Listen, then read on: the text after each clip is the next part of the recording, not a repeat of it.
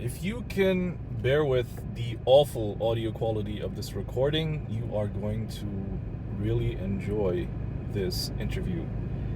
My name is Nabil Aziz, and you're watching MuslimMan.com. And recently I was interviewed by the BBC for their Heart and Soul podcast on a documentary episode about Muslim masculinity and the rise of the Muslim manosphere. Now, when I recorded this interview, I had to record it off of a screen share. I didn't actually get the Zoom recording. I asked them for the recording, but they said no, it's not according to their terms. So I had to sort of ninja record it. And then the audio quality turned out to be really bad. So I had to manually go through and increase the levels on each segment of the host's questions or audio. Well, that's done now, and the podcast is out on BBC Heart and Soul. You can go watch it. What I would suggest, though, is that you watch this first, or listen to this interview first, and then go watch the BBC interview, because the full interview, the full unedited interview, will give you more context on what was talked about, the tone of the discussion, the overall vibe, as opposed to the chopped up clips that you're going to hear on the BBC Heart and Soul podcast, which were edited to fit the story that they were trying to tell. So here's the interview. Enjoy. Let me know what you think in the comments. Thank you so much for joining me. I really appreciate it. Tell me who you are, tell me what you do, and where you are in the world as well. My name is Nabil Aziz. I'm a Sri Lankan living in Dubai with my family. I am a marketing consultant by trade. I run a small boutique marketing agency with my brother. And I am also the founder of MuslimMan.com, which is a newsletter for Muslim men.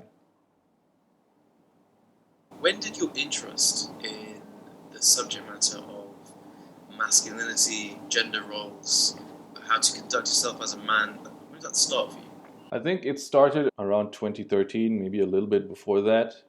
I noticed, particularly in online Muslim discourse, there was a significant move towards focusing more on what women's rights are and what men ought to be doing for women. And there was no positive kind of content for men specifically, by men for men. And so I noticed a gap in the market, and being a marketer, I thought this would be a nice sort of niche to go into. And I started a blog. That blog was called becomingthealphamuslim.com. It's still live, but I don't publish to it anymore. The pages are still up. It still gets traffic, that kind of thing. And that was my first attempt to create content around masculinity for Muslim men. I believe at the time I came across other blogs talking about masculinity by non-Muslims. I found the Red Pill subreddit. I found blogs like Return of Kings, Rouge V, Chateau Heartiste, Rollo Tomasi, The Rational Male. And I noticed that these are non-Muslims speaking to a non-Muslim audience, but they did have a large Muslim audience because nobody was speaking about this stuff from the Muslim's perspective. And so I figured it's about time that we have Muslims talking about this kind of stuff. And at the time, unbeknownst to me, in parallel, there were other figures coming to the same conclusion and creating that kind of content. Abu American comes to mind. That's the only other person I know talking about Muslim masculinity who was around at that time. You mentioned this website, or was it a blog, how to be an alpha Muslim? I mean, why is that important? Why is it important to be an alpha Muslim? Alpha Muslim is a play on words. The literal meaning of alpha is the first, right? First and foremost. And so if we're Muslims, and Muslim men in particular, our primary example on how to be a man is the Prophet Muhammad, peace be upon him. And so every Muslim man aspires or strives to be like him as much as possible. Now, it might not be conscious or in the front of our minds all the time, and we all definitely fall short of that ideal, but it is something that we all aspire to. And so becoming the Alpha Muslim, while the blog was named provocatively at the time, really it's more about striving to become like the Prophet Muhammad in our actions, in our demeanor, in the way we speak, in our religious practice, that kind of thing. But the focus was on topics related to men and masculinity. Let's talk about masculinity, but specifically in the Muslim context. What does Muslim masculinity mean to you personally? Muslim masculinity, as I said earlier, is striving to follow the ideals of the teachings of the Prophet and attempting to be like him as much as possible. The Prophet Muhammad, peace be upon him, says is how to be a good man. That's what we should be striving for. And that can sometimes be forgotten, or that message can get muddled with a lot of the stuff that we see online today. But ultimately, that is the end goal, being like the Prophet, the way he was as a man, and not just his magnanimity, but his charisma, his strength, his bravery, his spiritual devotion, all of those things combined together to form the Muslim male ideal. So you mentioned there things that you're seeing online. What is it that you've been seeing online that this is trying to combat? Most of the content around Muslim masculinity started because Muslim content creators saw that masculinity content online was growing in popularity, and there was no one speaking on this topic as a Muslim for Muslims. Masculinity type content, just in general, came about as a response to changing dynamics between the genders, whether that's in dating, relationships, marriage, that kind of thing. And so the men were trying to find a way, or trying to make their way in real life, and online they were comparing notes on how to do it. And obviously us Muslims, we have a different moral code that we live by, and so we needed something in order to speak to Muslim men in a way that's relevant and in line with our faith. I guess I'm trying to get to the bottom of what has inspired the movement a little bit. Is it a shift in how men are living their lives today, just in general, not specifically just Muslim? Is it a lot of the discussions we're seeing around gender today, or is it the feminism movement? What's the real inspiration behind men needing to come back to the idea of being a traditional man? Just from reading your book as well, that's what I felt that you were trying to communicate. All of what you described, and I mean, there's too many factors. Yes, feminism is one factor. It's also the way men are having to go about life. It starts from when we're in school, and the way boys are put on ADHD for being boisterous in class rather than being allowed to attend school, study, and learn in the way that boys are naturally accustomed to, which is more kinesthetic. The way curriculums and education is designed to favor the way girls approach study and education as opposed to the way men do. The fact that there are a lot of single mothers out there. It's related to also the way testosterone levels and sperm counts have been declining over the past 50 years. It's also related to the way the male population is attempted to be controlled by keeping us fat, addicted to porn, addicted to social media. So it's all related to each other, and ultimately it's every man's goal to find out what my purpose is and what my purpose is in life and how do I fulfill that purpose. And I think that has been lost over the past 50 or so years. And online masculinity content is an attempt to re-identify that and pursue that. Are you suggesting there's a conscious effort to, in your view, emasculate men? A conscious drive? Is that what you're suggesting? I wouldn't say that it's conscious. I would say that indirectly, the world as it stands today tend to emasculate men. Men, when we grow up, we want to be providers and protectors. That is not necessarily the case today. So if we're not needed for our ability to provide and protect, then what is our purpose? Back in the day, in traditional cultures, they would have coming of age rituals. We don't have that anymore. So how do I know when I'm a man? At what point do I stop being a boy and become a man? And through video games, through pornography, through Netflix, and just the ability to consume endless amounts of content online and to fulfill whatever our carnal kind of desires are, we're able to prolong that boyhood for as long as possible, sometimes into our 30s, without actually taking on the responsibilities of being a man. And more men are doing that. They're refusing to become the man that they're supposed to be because there's no need for them anymore. There's no need for them to take on the responsibilities of being a man. And so they continue to extend their childhood into their 20s and 30s without actually becoming the man that they're supposed to be. But isn't that because we live in a more equal society now? We live in a society now where, yes, there are still inequalities in the world, but we are living in a far more equal society than we did in the past. Isn't that why the concept of masculinity might be a bit more subjective today? Yes, we do live in a more equal society, and I think that's a good thing. However, a lot of the way we are as men and women is hardwired, and so those drives never really disappear. And the male drive to provide and protect is always going to be there, no matter how society changes. That need is always going to be there. And so when that need isn't met or there's no outlet for it to be fulfilled, men are still going to find ways to meet that need and to fulfill that need. And so then, where do women fit into that context? Because if you talk about masculinity, if you talk about what it means to be a man and being a provider, being a protector, surely you understand that the idea of that has changed over the years. And there are women today that will quite rightly say, like, I don't need to be provided for, and I don't need necessarily to be protected. I can do that myself, or in fact, I can do that. I can provide and protect. That's a good point, and I don't think there is any harm in that. I think people are free to live their lives as they choose. While there are many women who would rather be independent, there are also many women who prefer a traditional way of life with traditional gender roles. And so our job as men, or my goal as a man, is really to focus on what I can control and attempt to be the best man I can be, physically, intellectually, professionally, interpersonally, the best husband I can to my wife, the best father I can to my children.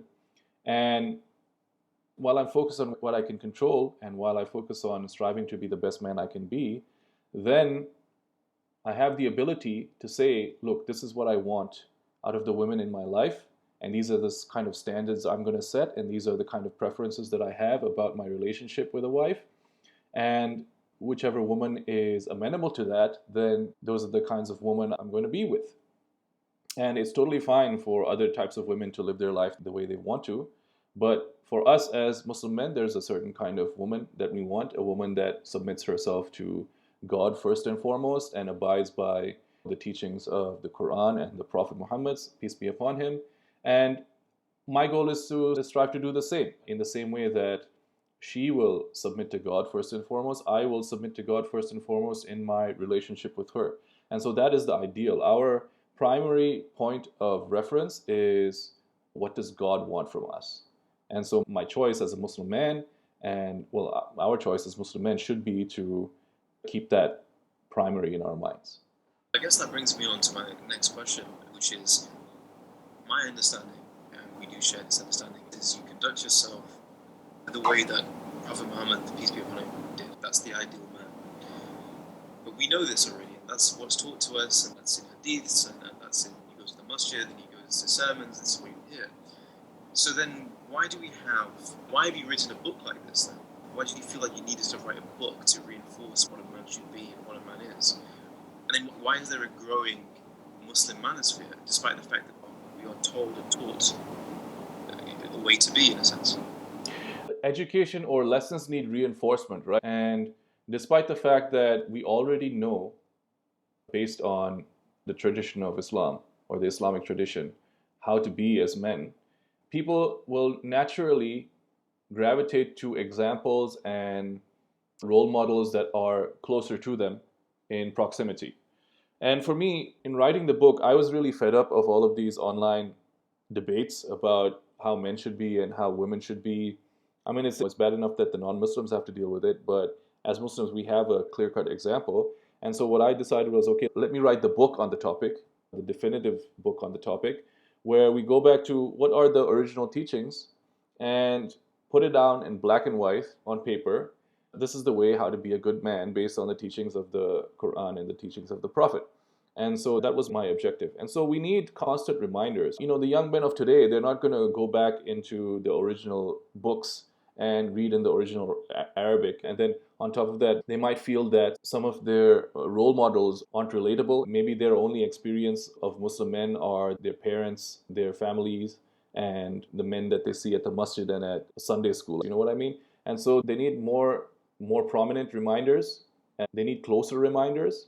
And I think with the rise of different personalities and their popularity, take Khabib Nurmagomedov, for example, his popularity and the way that he demonstrates what it is to be as a Muslim man. He's a successful combat sports competitor, world champion. And not only that, he stays true to his faith in ways that a lot of Muslims in the public space do not. So he's a staunch Muslim, and he highlights it as an example of the way that Muslim men can be dominant in areas of quote-unquote secular life while remaining true to our faith. And so that's why he became popular, and he's popular among non-Muslims as well, who admire his religious devotion, his character, his integrity, all that kind of thing. That's why this topic is still relevant today.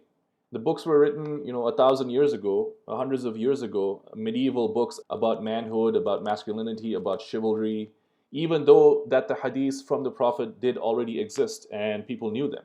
So that topic is always relevant. The topic of, how do boys become men? How do men conduct themselves in the world? The topic is always relevant, and we need contemporary examples to help us remember that.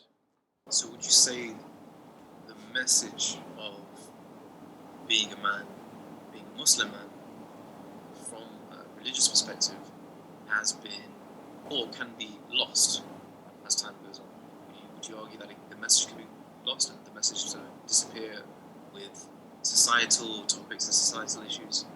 I wouldn't say that it could be lost. I would say that it can maybe get muffled or muted in a certain way, because the teachings are always there. The books still exist, the hadith still exists, the Quran still exists. There's signal and noise, right? And so a lot of what's going on is noise.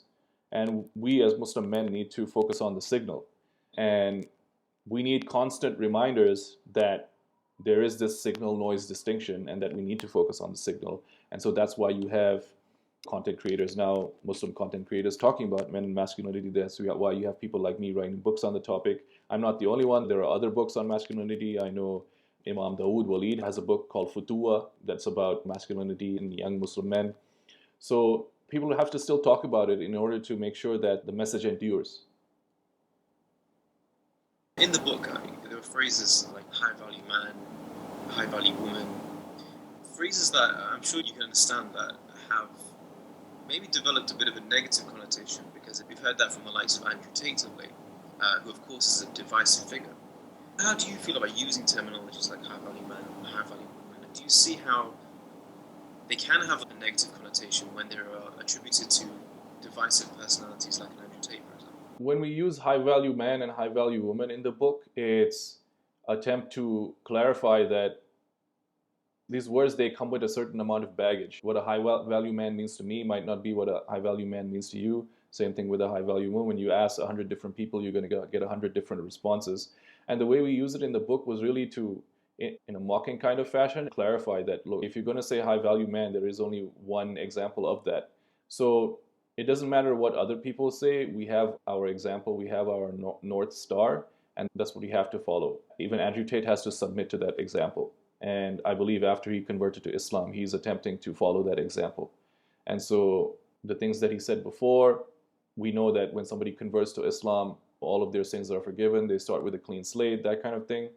And from what I can see of Andrew Tate, his attempt has been to follow the example of the Prophet in as much as he is able. Obviously, he's a non-Muslim. There's a sort of a gradual acclimatization to the ways of Islam, and from what I can see, he's doing his best and he's succeeding at it. I don't want to just make this about Andrew Tate, but there are personalities, many personalities just like him, non-Muslim and Muslim. Do you see the criticism, though, that the movement, whether it be red pill culture, whether it be some of these Manosphere blogs, the criticism is that it comes across not anti-feminist or anti-feminism, but it comes across anti-women? Anytime you have a particular kind of mainstream discourse, anything that comes in opposition to that is going to be called extremist or anti this or anti that, right? So really what the content of the manosphere, the quote unquote manosphere, is trying to do is to identify the best way to be a man in the world today, the way the world is today. So in a sense, it's very, very practical. It's really only responding to the way the world has changed around us, and to the best way to get the most out of your life as a man. So the common discourse is that men have to sacrifice, men have to serve, men have to basically be the workhorses of the world. And the moment that men say, okay, listen, this is what we're going to do, we're going to put ourselves first, we're going to put our needs first, we're going to act with ourselves as the point of origin, then obviously people are going to come and say, look, you're breaking the social contract, you're breaking the natural order of things. Why are you doing this? You are a misogynist. And so it's really just a way to shut down the discussion, to shut down the discourse in the marketplace of ideas, to say that men trying to be the best men that they can be, to try to get the best outcomes for themselves that they can, like everybody else does. It's just a way to shut that down by calling them misogynist. I don't think it is misogynist at all. It is, I would say, realist, in just a response to the real world. And the way that men do, we're problem solvers, we systematize things. And in solving those problems and systematizing, we come to the outcomes that we want to get. So really, it's just a way for men, I'm speaking for the non-Muslims here, it's just for them to way to optimize and maximize the outcomes that they're getting out of life. It's not misogynist at all. But the argument would be that the reason we're doing this is because we've seen a rise of content creators, Muslim influencers, taking to TikTok, Instagram, YouTube, and making masculinity, gender roles, sexuality a focus of their content and the message they bring out there. But they've almost, of course, there's going to be women and Muslim women that will agree, but there's a lot of Muslim women that disagree, and it seems to be creating a division amongst our community. And do you see that as well? Do you see that there is a wedge in our community at the moment? Because that's what's communicating to me. I think with any topic, just the way the world is polarized, you're going to get two sides of a debate, two sides of a topic. Then you add into that the way algorithms function on social media platforms, where really you're not going to get that much reach or response or engagement if you present a very middle of the road, milquetoast, balanced point of view. You're really going to get the engagement and growth that you want when you present extremes of a situation. And so it's one part the polarizing nature of online discourse, it's one part algorithms, and it is one part the actual topic at hand, which is male and female gender dynamics. I do think that the people who are online represent a vocal minority, and I think that the vast majority of Muslims who are offline still maintain the traditional gender roles and social contract in society. So the debates and stuff that you see online don't really play out in the same way offline that they do. The vast majority of the Muslim world is in the global south, and so traditional gender roles still apply, whether Muslim or non-Muslim. And so what we're seeing online is really just a unique feature of being online, and that applies whether Muslim or non-Muslim. I've come across lots of content where Muslim men are saying Muslim women need to behave like this, and Muslim women need to do this, and this is what you need to look for in a Muslim woman. And I think you put a piece out about a woman is married for 4 things. You've listed your 4 things there.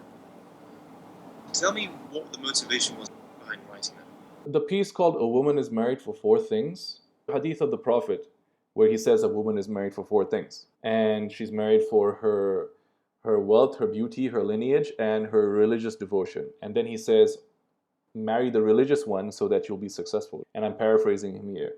And so that's the baseline. We're looking for religiously devoted Muslim women for our wives and to be the mothers of our children. That is the baseline. Are there any criteria beyond that we might filter those religious women? And so I came up with 4 criteria that are important to me. They might not be important to other people, because everybody is going to have their different preferences. You need 2 consenting parties to have a marriage, right? And so I'm going to find women who fit within those preferences. And Raheel, you might have 4 preferences for the religious woman that you marry. And you're going to look for women who are like that, who you would be more inclined to have a relationship with, and you think you'll be more successful in a marriage with, because her worldview, her ethics, those kinds of things align with yours. Of course, everyone's going to have their preferences, but you're vocal. You put out content, and you put out a book, and you put out articles about your preferences, which I guess makes it a bit different. And the reason why I thought this article was interesting, because I think, objectively, I thought maybe a woman would read that and think, that's ridiculous.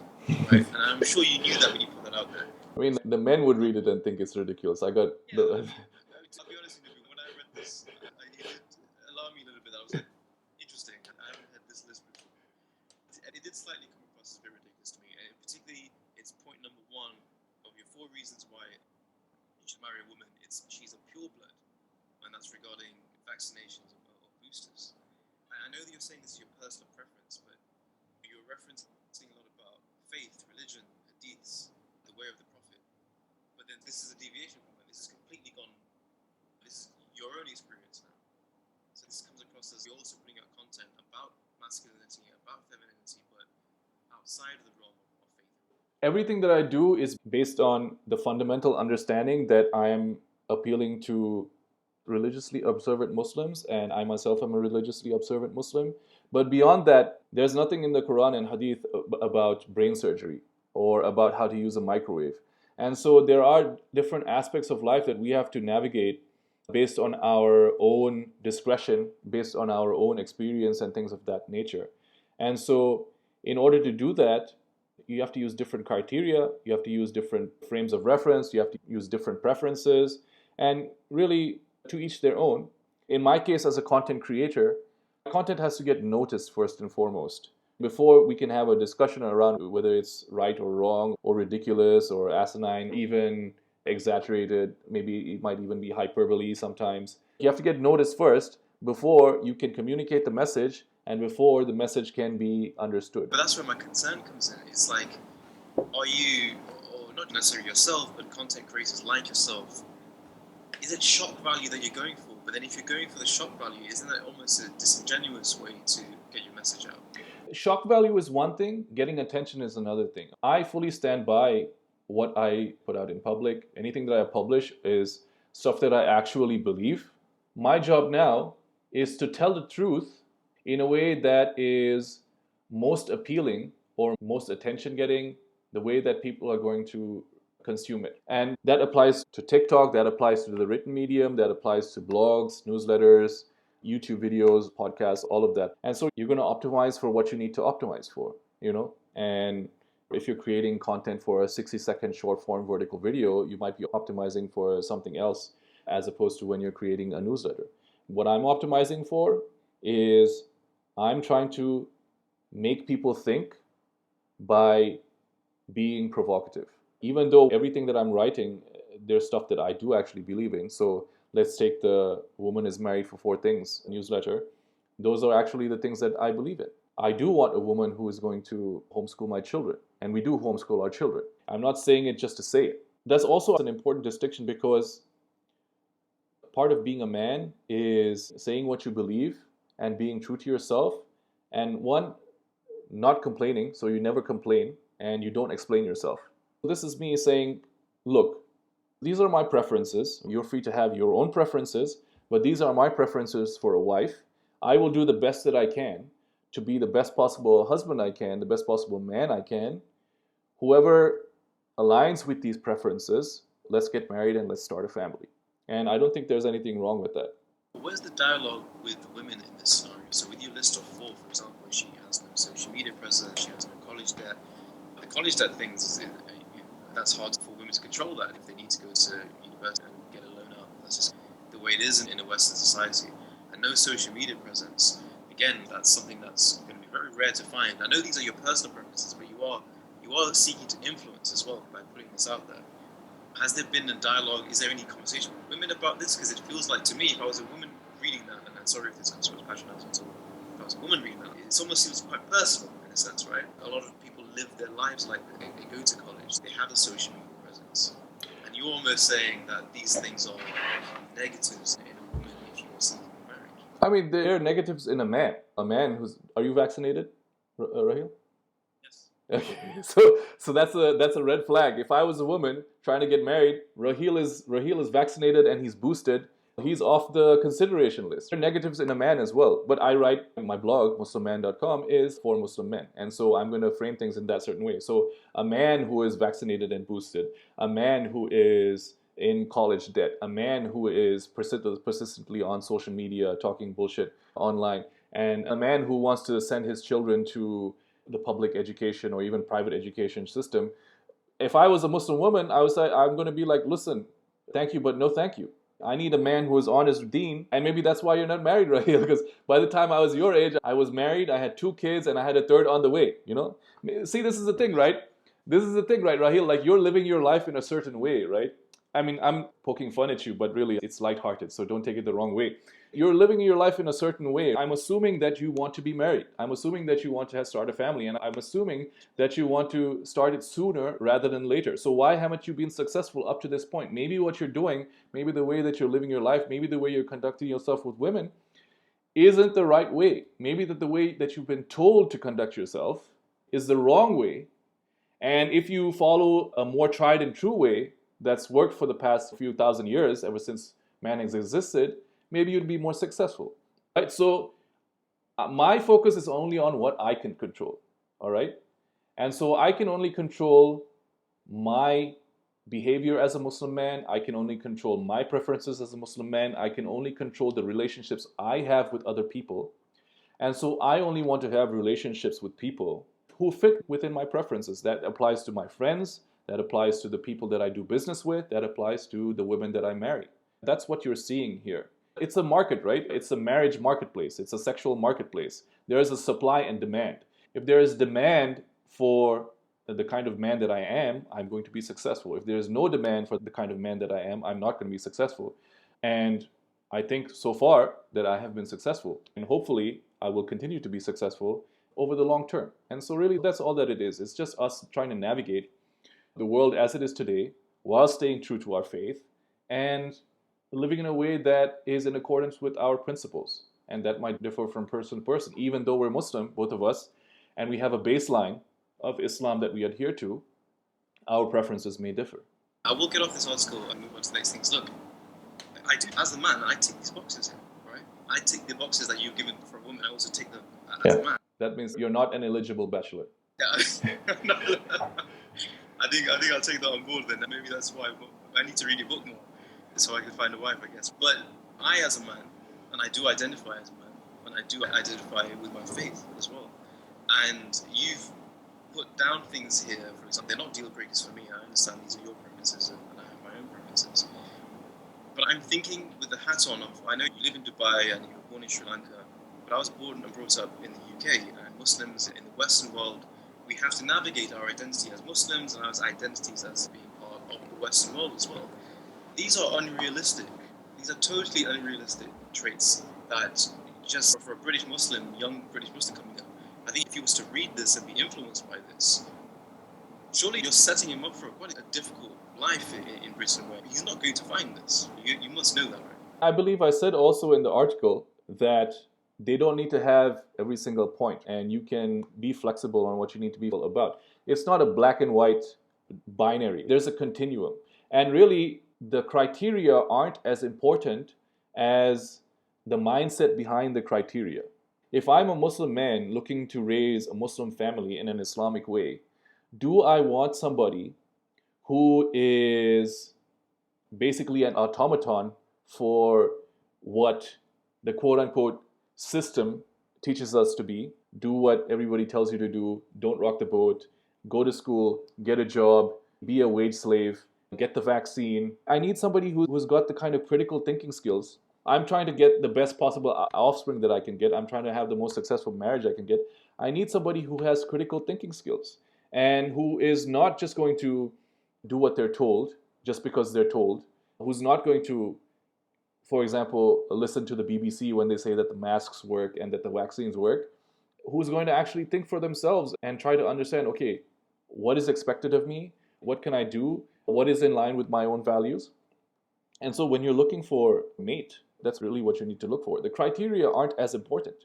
Your criteria may differ, and really what you're looking for is, am I choosing the best possible wife for my situation? In my case, those are the 4 criteria. In your case, that might be different.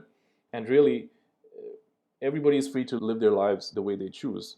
So then you do agree then that it is subjective, that masculinity is subjective, it's not set in stone. It's not subjective in the sense that we do have rules around it because we are Muslims. If we were non-Muslims, we would be having an entirely different discussion. There are certain responsibilities we have as Muslim men, as sons, as brothers, as fathers, and as members of society. And there are certain rights afforded to us as Muslim men from our parents, from our siblings, from our spouses. So there is an objective baseline. But the particulars are always going to be malleable based on the time that we live in. And even though those particulars are malleable, I think you will still find that the best relationship between a man and a woman, whether Muslim or non-Muslim, is one that adheres to traditional gender roles, where the man is the protector and provider, the woman is the homemaker and caretaker, and the one who raises the children. And this bears out even today, even though we have gender equality and women are free to live their lives the way they choose. I think you'll find that a lot of women are finding out and realizing that this new social order, this new social contract, isn't really working out for them, and they would much prefer the old way of doing things. And you see that a lot with female content creators who are online and talking about gender dynamics, masculinity, femininity, and things like that. We're 2 men, and again, obviously we're talking about masculinity, but of course we're talking about women as well. But that's what I'm seeing. I'm seeing men constantly talking about women, telling women what they need to be doing, and this is the standard of a woman. And if a woman objects to that, if a woman says, well, actually, she wants to question that, they get targeted and they get abuse held at them and criticized for doing so. Do you not see how the Muslim woman voice can almost be silenced in a sense, where if they do speak out against the Manosphere movement, which of course is a divisive movement, it's not really engaging a dialogue, it's more sort of shutting down the dialogue. It's mistaken to say that the women don't have a voice in this issue, because women are more than able to advocate for their preferences and the way they want to live their lives online the same way that men are. And if you look into it, you'll find that men are the ones who receive the vast majority of abuse online. It's just that the women complain more about receiving abuse online. There is a dialogue that's happening. People are competing in the marketplace of ideas. Sometimes that dialogue overlaps where men and women of differing viewpoints will sit and talk together. I've seen several recent examples of that. There's a Muslim content creator, his name is Ali Dawa. He has like a reality TV show where he brings Muslim men into a studio and they sit opposite each other and they debate topics of masculinity and femininity and men and women in relationships. There's also non-Muslim shows like Fresh and Fit. That kind of podcast is like blowing up right now, where it's like the men versus women kind of podcast. It's become its own genre of content. So there is a discussion happening. And people are airing their ideas out in public. And I think, even though it's contentious, I think the discussions are productive and nobody is being silenced, because everybody has the right to publish content online. But then, going by your standard of a high-value woman to marry, if she was to be on social media voicing her opinion, that would devalue her in your opinion, right? And she's not necessarily meeting the criteria, the standard that you've set out in your article. So in a sense, isn't the voice being silenced if you're saying that this is an ideal woman and she isn't really on social media venting her opinions on it? People are not married online, they're married in person. When I'm looking for a wife, I'm going to speak to her dad, meet her family, have meetings with her chaperoned. And so I'm immediately going to get her perspective and view of things. And if she's somebody that I find agreeable and I have an affinity towards, the discussion is going to proceed favorably. And if not, thank you for your time. Have a good day. And so really, a woman being online doesn't necessarily mean that her voice is silenced. In fact, people have more impact offline. And it's just this like stupid obsession that we have with being online perpetually that leads us to think that it's far more important than it is, when really we should be in person, on the ground, trying to better our societies that way, and we'd have much better impact. Because if you think about the way online discourse is, you're talking to people of miles away who you don't know, when the people that you do know and do need your help are right in front of you. I want to take this out to the broader picture. Do you agree that there is a Muslim manosphere? And if so, what is its purpose? And is it a force for good? Or do you think it's problematic? There is a Muslim manosphere. There are several Muslim manosphere content creators. They might not be specifically talking about men and masculinity, but they are men and they do appeal to primarily a male audience. And I do think that they are a force for good because they are, like I said, you need to have role models and examples that are near you in proximity in order for the message to stick. And the vast majority of these Muslim male content creators, I do believe that they follow the traditions of Islam and they're not, promoting some degenerate lifestyle. So they're attempting to the best of their ability to stick to the teachings of Islam. And they're encouraging Muslim men to stick to the teachings of Islam.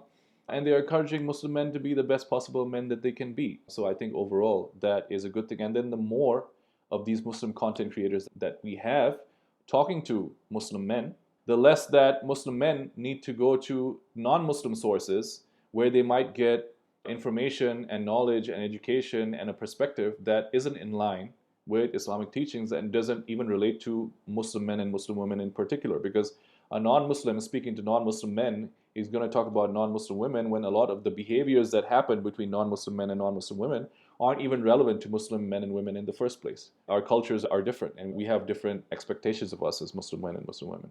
Where I've identified the problem, since we've been discussing, is there's a line. There's a line when you're putting content out there which is Islamic teaching, and then there's, alongside that, the personal opinion. And we've discussed that. You've spoken about what's Islamic, and then you've spoken about what's just your personal preferences. To a young Muslim man, and this is where my concern comes in, to a young Muslim boy or young man who's looking to seek education, looking to seek information, he might not know where the line ends of what's Islamic teaching and what's the opinion of this content creator. That to me can come across as potentially dangerous because, again, it's someone's preference influencing somebody else who will think, well, that makes me a good Muslim man if I have these preferences for women, or if I view women in a certain light, or view men to be in a certain way.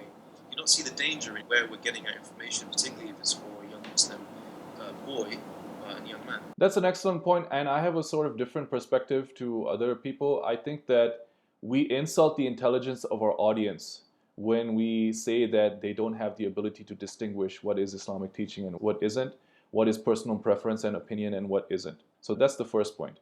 The second point is if everybody only limited themselves to what Islam says and that's it, there would be no need for different content creators because everybody would be creating the same content.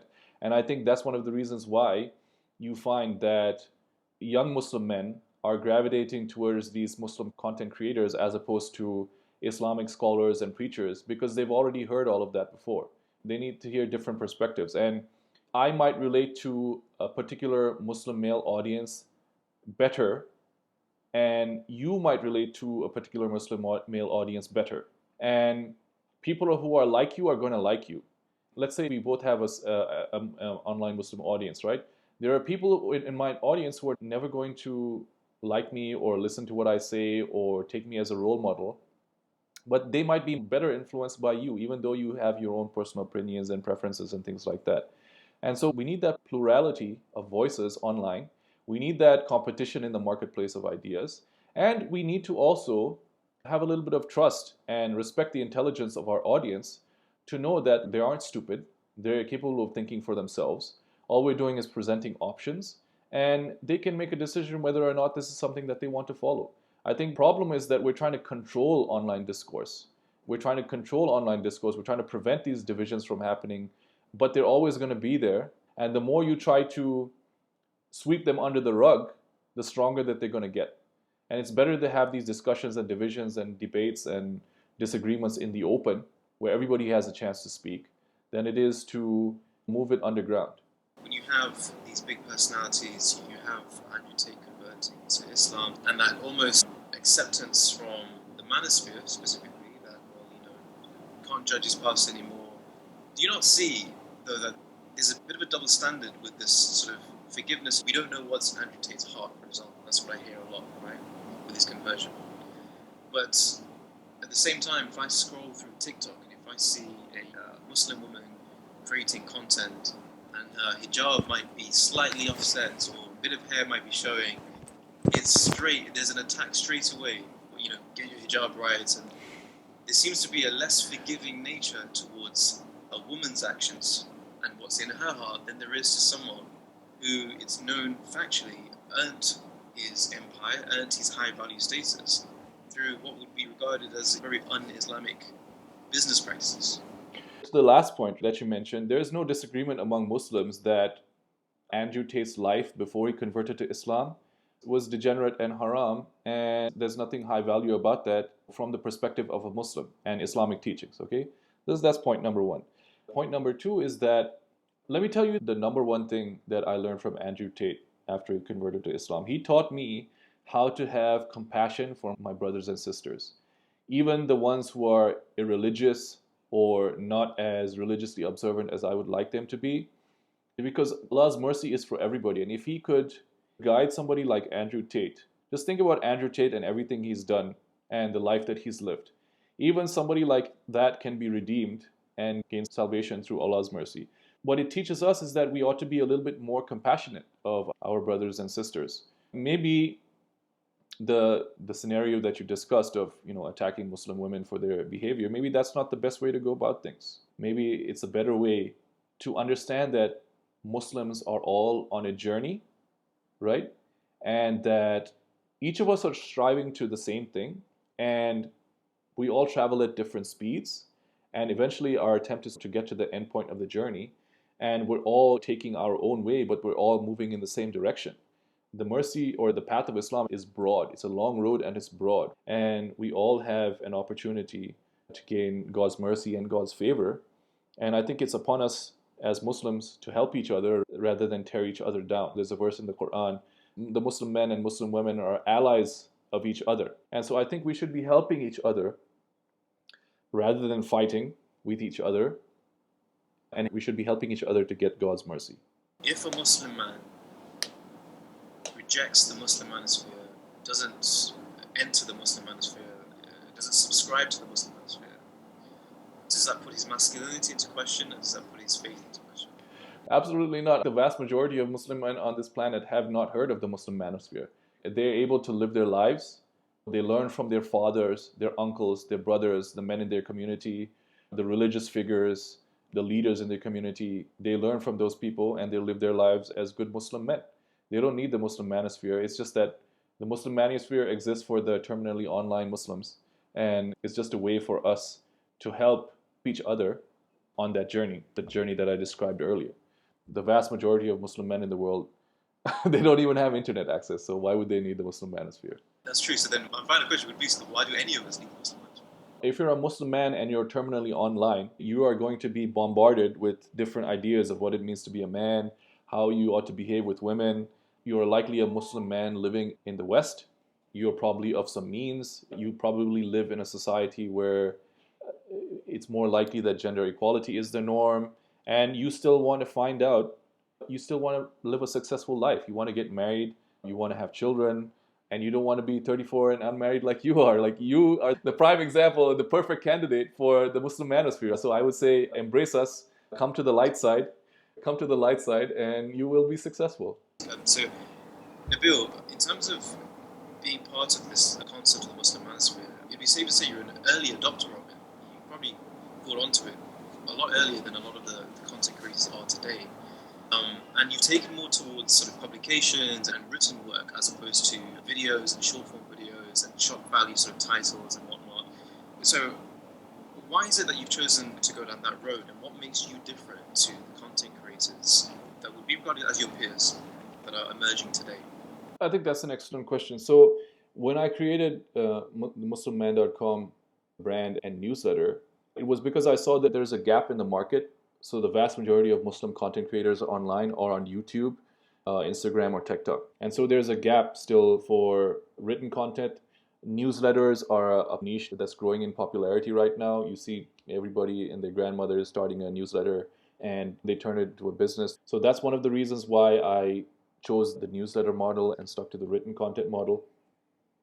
The other reason is that I want to have a more lasting impact, okay? You watch 50 TikToks in the span of 15 minutes and 30 minutes later you don't remember what you watched. And so if I want to have a more lasting impact, if I want the message to resonate, and if I want message recall, I'm going to stick to mediums that are more long form, that are more likely to encourage discussion, that are more likely to get people to pause and engage thoughtfully rather than be reactionary. Personally, I think that short form content I don't think it's the best thing for the collective intelligence of mankind. And so if I see that problem, I'm going to try to fix it. And that's what the attempt at the newsletter is for. That's why, I published a book about masculinity and Muslim men. And so if I can get people to slow down and read, if I can get people to slow down and think, we'll have a much better impact in getting the message across. And really, it's going to have a much stronger effect in removing, or not necessarily removing, the division, but making it easier for Muslim men and Muslim women to come together to find a new way to move forward in the modern world, as opposed to the 60-second TikTok version where it's just people talking at each other instead of talking to each other. Nabil, thank you so much for your time. Honestly, it has been fascinating. I do feel like I have opened the door into the Muslim Manosphere to try to understand what's behind it, why you're saying what you're saying, to help my understanding of why Muslim men, young Muslim men, are heading towards a certain direction more now than ever before. All right, what did you think of that? If you enjoyed this interview, consider subscribing to our newsletter. We send out an email several times a week, and that is a newsletter for Muslim men to help you get jacked, get paid, get laid in a halal way, of course. And if you'd like to get that newsletter, go to MuslimMan.com. And while you're here, you might want to watch some of our other videos, which I'll link here.